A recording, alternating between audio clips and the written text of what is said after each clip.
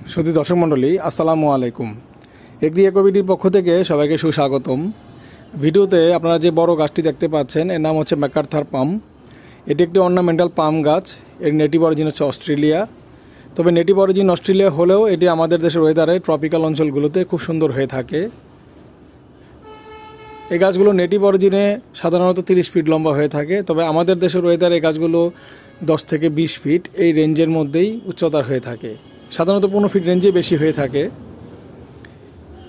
এই গাছগুলো পার্শিয়াল শেডের গাছ, অর্থাৎ 3 থেকে 4 ঘন্টা সরাসরি রোদ পড়ে এরকম জায়গায় এই গাছগুলো খুব ভালো হয়। তাছাড়াও অনেকে ইনডোর গাছ হিসেবে এই গাছ লাগিয়ে থাকে।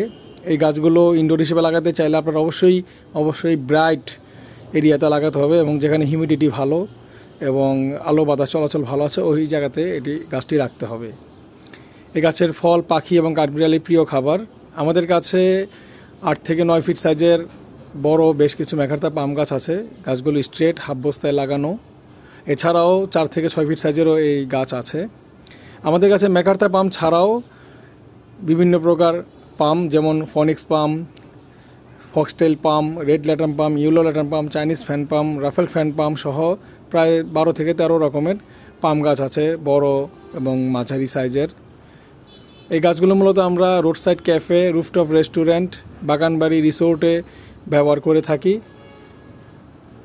এগুলোকে বর্ডার প্লান্ট হিসেবে এবং কর্পোরেট অফিসের সম্মুখভাগে রোপণ করা হয়ে থাকে বেশিরভাগ।